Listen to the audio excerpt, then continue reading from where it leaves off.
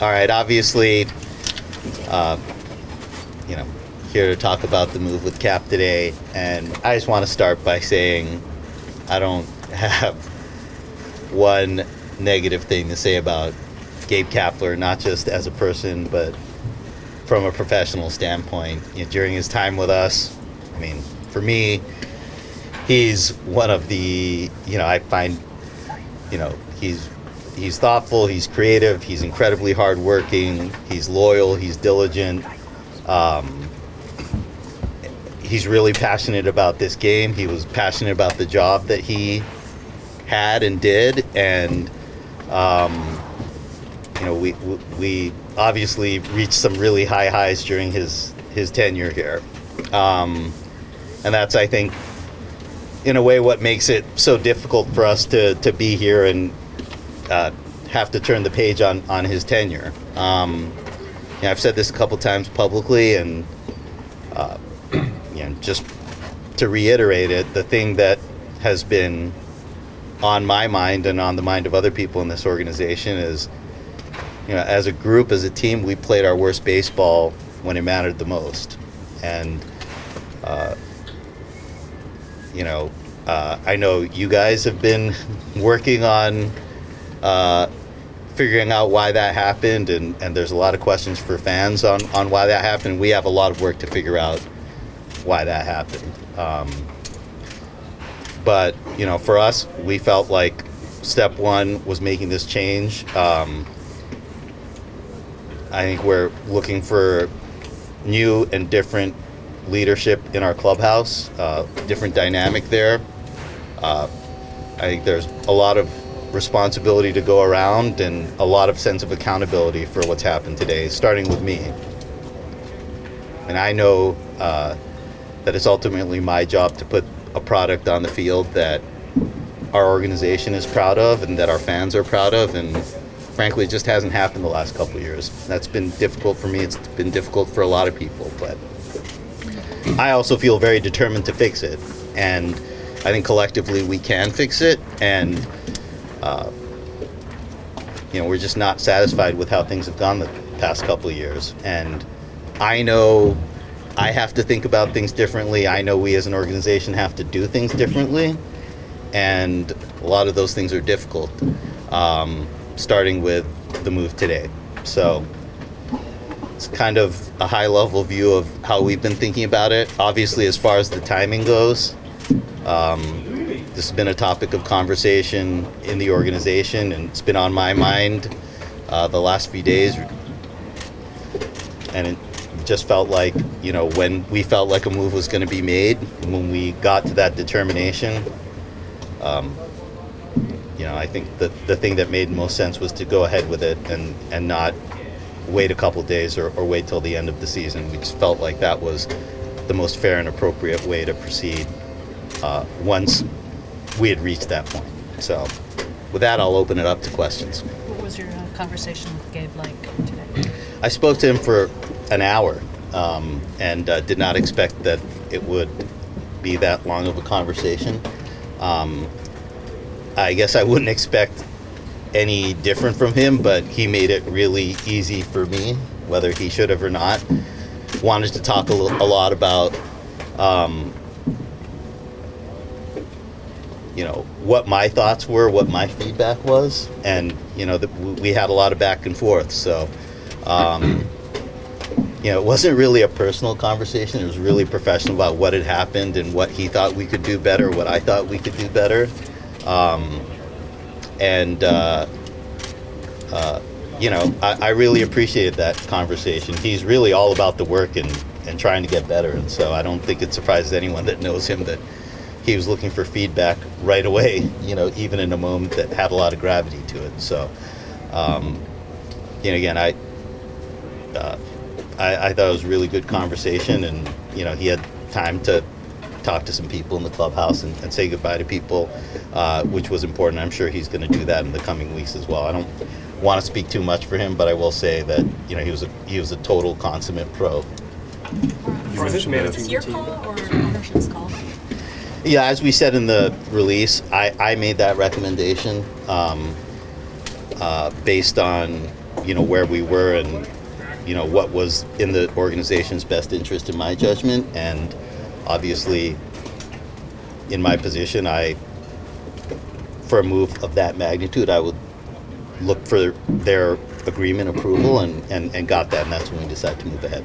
Farhan, who's managing the team this week? Kai Correa is going to be the interim manager for this series. Look, being the manager of the San Francisco Giants is, I think, one of the most attractive jobs in baseball and in professional sports. So I don't really see that as an issue. I think people know that they'd be stepping into a great situation here with a great franchise, great ownership group, a lot of really good young players that we've seen for the first time this year. And so I think we're going to cast a wide net, and I think there's going to be a lot of interest. I think this is a really, really high sought-after job, as it should be. You mentioned doing things differently. How much do you have to rethink the way you've put rosters together, and you and Gabe worked hand in hand, in the way you kind of went through games, openers, platoons, things like that? I think it's a fair question, and I, talking on the radio yesterday, I sort of made the point that, on the one hand, there was this article in the LA Times about Jason Hayward yesterday talking about, a lot of the platooning and pinch hitting that the Dodgers have been doing, it's been part of a really successful season for them. At the same time, the composition of the rest of their roster is different, I guess what I would say at the end of the day is, these strategies, we don't view ourselves as a front office or as a coaching staff as being a system organization, whether it's platooning or using openers. I don't think we want to rule out any of those strategies when we think it gives us the best chance to win. But again, I was sincere in my comments yesterday. We have to look at everything, and to the extent that we, have not put our players in the best positions to succeed and haven't gotten the most out of them, that's going to be part of the assessment this offseason, which I think is not just a matter of what strategies we employ in games, but also how the roster is constituted. So I kind of stand by what I said yesterday, that we're going to have to look at all of that. Farhan, how do you evaluate having such a big coaching staff? There are a lot of positions at stake here with this staff that has done it, a lot of committing to this way this has operated. Yeah, I think our staff has been a huge asset over the last few years. A lot has been written about it. A lot of them. They're all great baseball folks, and part of the difficulty of making a move like this is it brings into question what that looks like going forward, what the next manager is going to want in their coaching staff. But I think they've all done a great job for us. Usually in these situations, the next manager is going to have some say in how the staff gets put together, and we're going to think that's important. But I would give really a strong endorsement to our entire coaching staff. I think they've all done a great job. Farhan, when you were talking to ownership, I assume it was Greg Johnson, or it could have been some. Was there any discussion, or before this, about what you're going to do? Did you have to present a plan? Was there any discussion about you continuing from ownership to you? Yeah, I mean, Greg's sort of voiced support publicly for me, and the expectation that I'll be back next year. I guess I would clarify that, that support does not constitute an endorsement of what we've done the last two seasons or any degree of happiness or satisfaction with the results we've had. I think Greg is pretty dissatisfied with us, being around 500 and not being in the playoffs the last couple of years, as all of us are. So, we've had a lot of conversations about how we get back to where we want to be and we need to be. We want to have a product that our fans are excited about, a product that our fans, come to the ballpark to see. And I recognize that. I think that's what ownership wants to see. And, I know a lot of you all personally, and, a lot of good people in this group, and you haven't had a lot of positive things to write, frankly, over the last couple of seasons. And And I think from the ownership standpoint, from my standpoint, it's our responsibility to change the narrative around this team. We want people to feel good about it and excited about the team. And, we've had a lot of conversations about that. So, to answer your question, I know Greg's addressed it before, and, I've gotten support to do what we need to do. But again, that doesn't indicate that, shouldn't suggest that the board's happy or that Greg's happy with how the team's played the last couple of years, because nobody is. We know how close you and Gabe have been back to the Dodgers days. At some point, were you resistant to feels like a scapegoating a little bit of Gabe Kapler? Did you have to think that through? Yeah, that's always difficult, I think, for anybody in this position when you make a move like this, regardless of the personal relationship. You just feel like from a professional standpoint, there's joint responsibility. So, again, I feel responsibility for the fact that we are where we are. We said at the beginning of this season that we viewed ourselves as a playoff team. We expected to be in the playoffs, and we're not going to be in the playoffs. So, again, I feel the responsibility of us coming short of what we expected this year, but I also assume and accept the responsibility of getting us to where we need to be. So, I talked to the players earlier. It was a short conversation, and I think everybody feels a degree of responsibility for us being in this position today, and nobody feels that more than I do. When looking for a new manager, what qualities do you think you'll try and kind of prioritize? Do you want to go someone more experienced, or maybe someone on the younger side, someone in between? What are you going to try and focus on when trying to look for next year's manager? Yeah, it's too early to tell. I've been involved in a handful of managerial searches, and I think you could just have different types of good candidates, and sometimes I think being as open-minded as possible is the best approach, because candidates can surprise you. Somebody that maybe just got in as the last guy on your list winds up being the person that gets the job. So I don't think we have any preconceived notions of that. There are, when you start a process like this, there are people you think of immediately, whether they're people that you've worked with before or people who have strong reputations in the game. But sometimes as you dig deeper, you wind up with names that you're really excited about and wind up being the right person for the job. You and Gabe were very in lockstep in a lot of ways with your thinking, and his coaching staff that he mostly picked was the same way. Do you feel, whether with the manager or whether with some coaching changes, that there needs to be more different points of view? I mean, maybe. When I sort of talk about needing to do things differently, having greater separation between the manager, coaching staff, and the front office, might be something we need to look at. I know that for anybody coming in to this situation, any managerial candidate is going to want to understand the degree of autonomy that they're going to have and to put their own imprint on this team. And I think whoever we hire, we're going to want them to put their own imprint on this team. Talk about looking for a new dynamic, and the best way to do that is to give someone a lot of latitude to implement the things they want to implement. So, yeah. We've talked to you an awful lot over the last couple of years about free agency and trying to bring in some big free agents. How much could potentially a managerial search also be factored in with that, and making sure you get somebody who might be appealing to free agents? Yeah, it's a good question. I do think it's a pretty universal trait that people want in a manager, to want somebody that players want to play for, whether it's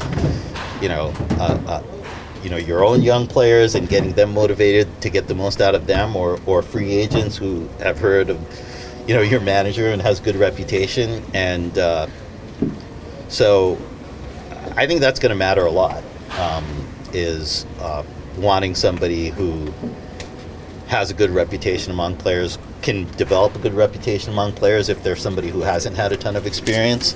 And I think we should get a pretty good feel for that in our process. Greg had said 2 weeks ago that he expected both you and Gabe to be back. I guess what happened that made you guys ultimately change directions? Yeah, I viewed that as really just a measure of support from Greg for both of us. And like I said, this was really a decision and a recommendation that I reached on my own. And I think talking through it, Greg decided to accept that recommendation. So I would say that was kind of the dynamic. I think it was a sort of a voicing of support, but at the end of the day, as we evaluated this, as I evaluated this, I had a recommendation which he ultimately decided to accept. You mentioned yesterday. Has Buster Posey have you had discussions with Buster through this? And do you imagine he could have some sort of semi-formal role through a manager search? Yeah, I've sort of had a lot of conversations with Buster over, really his kind of time re-entering the organization and his role as a board member. And I sort of value his perspective and opinion really highly. And he's spoken publicly and privately about wanting to help the organization however he can. And, whether it's helping sell the organization to free agents, helping us think through who the next manager will be, helping us think through other adjustments as we, as I said to Alex, kind of evaluate everything. He's going to be really sort of a key component and really influential in all of that. So, I don't want to speak for him, but I, try to get his thoughts on, pretty much everything we do, and I don't see that changing going forward. You mentioned yesterday, I think, how every game's not the same and can't be played the same. How much did the 2 games in Arizona and that road trip maybe impact your decision about where this team was? Yeah, I mean, I think I sort of started off this conversation talking about how we played our worst baseball when it mattered the most, and was that just something that happened? Were we tired? Did we have the wrong vibe in our clubhouse? I think there can be a lot of theories for it, but certainly to have gone through the ups and downs we did this season, to be in the number 1 wild card spot in early August, and really within reach of the division, and then to go out on that last road trip still in a wild card spot and still controlling our own destiny, and then playing the way we did when we controlled our own destiny.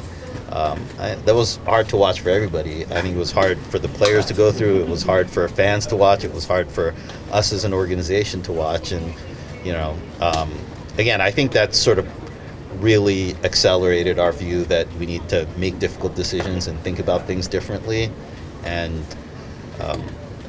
again, I can't sort of argue against drawing a line between that road trip and how we finished the season and what we're talking about right now.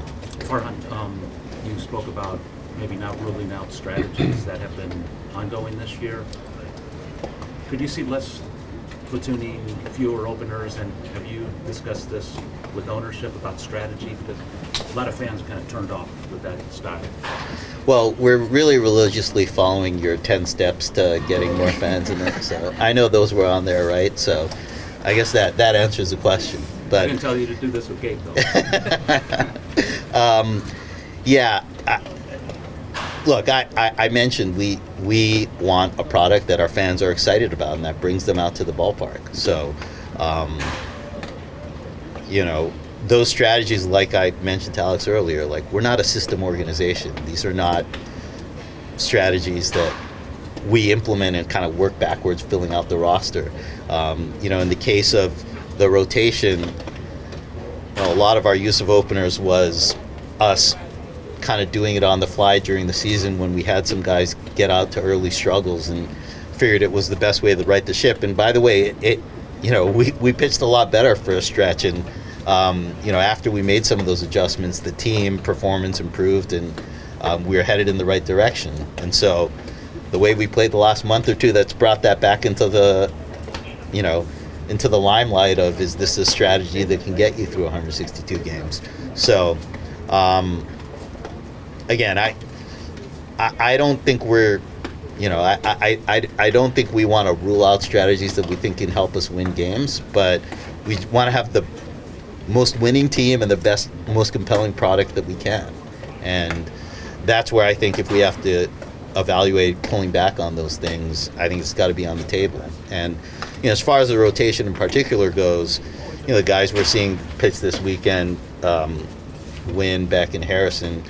One of the real positives from this season, I think, has been the development of young players that can take on more prominent roles for us going forward. And, we want to be developing starting pitchers and everyday position players, and hopefully just complement those players from outside the organization. So I think as we have a stronger foundation from our farm system, it gives us more of a chance to create that sort of So stability. in a perfect world, you would like 4 or 5 starters to go deep and a lineup full of guys who play most of the game. Yeah, well, we thought we started this year with 6 starters, so maybe that was part of the problem. I mean, for us, it was never really the plan to, use openers. And again, I think we've used openers, 30 times this year or something like that. It's basically one rotation spot. So, I know it can often be couched as there's 2 starters and then it's an opener, but when you actually look at the numbers, it was probably less than 1 turn of the rotation.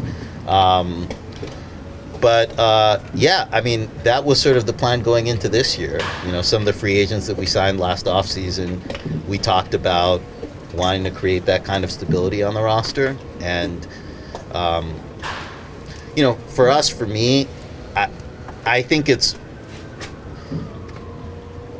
can create a really strong culture when all 26 players on a roster have a role. So, rather than having a bench player who, just plays on Sunday day games, having a guy who knows he's going to be in there against left-handed pitching and has a chance to come off the bench in every game.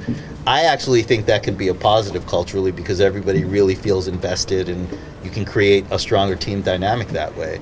But again, it's a balancing act of that dynamic against guys feeling like this is a role I'm comfortable with, this is a role that's predictable and that gives me the best chance to succeed. So I do think we have to balance that, get feedback from our players and move forward the best way we can. Let's take 2 to 3 more. Do you have any internal candidates who you expect to interview for this spot, and who might they be?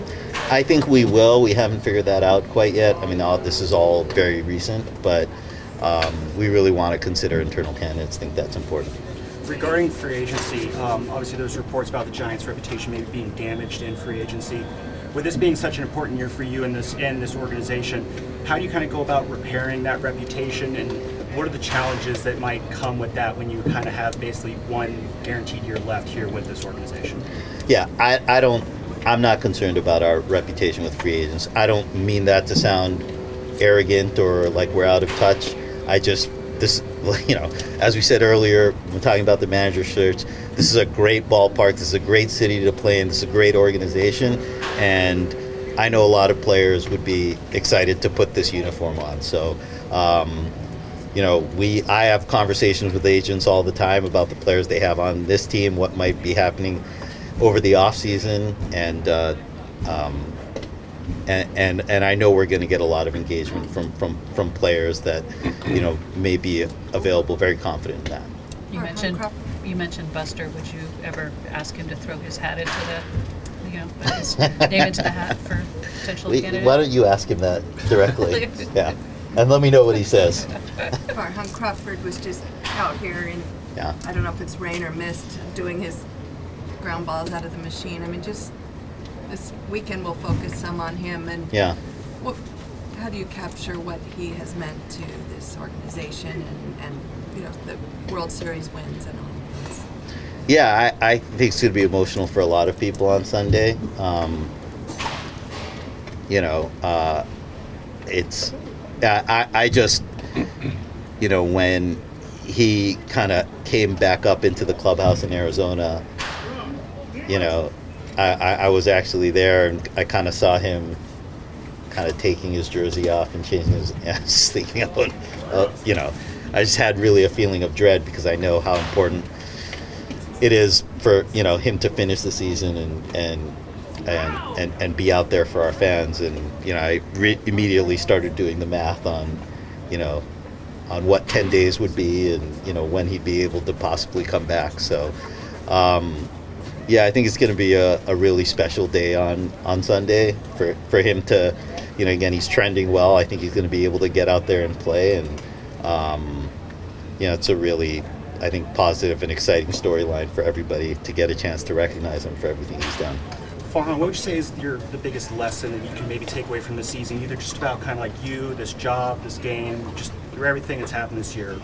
What's like the big, what did I learn this year for you? Yeah, I mean, I guess it's not a new lesson, but game's humbling, and it's unpredictable. And again, that's not to absolve responsibility, but we finished 500 last year. We added a lot of players we were excited about. We've had a really good rookie crop that's contributed a lot, and it's hard to put all those pieces together and make sense of being here and having the conversation we're having now. So, I think just kind of being prepared for different things to unfold. You just can't predict how these things are going to go. You just prepare the best you can, put the best product on the field that you can. And I think, as Alex has brought up a couple times, we talked about just being open and flexible to different ideas and different perspectives is something I'm going to have to take going forward, and I think as an organization we're going to have to as Okay, well. last one to Mark. Yeah. What's your timetable? Yeah. I'm trying to find some October coming up, Mhm. playoffs, World Series, and all that. When do you want to have someone in place? Because free agency will be right behind it. Exactly. I think it's really important for us to have someone in place by the start of free agency. And I know that's still a ways away. Again, we don't have a list, so this is not in reference to anybody specific, but obviously if we consider candidates with playoff teams, sometimes the scheduling of that can be complicated. But without question, again, to Susan's point, when we start free agency, we want to have someone in place who can help us go out and recruit players we want to see here next year. Okay, thank you, everyone. Thank you, Farhan. Thanks.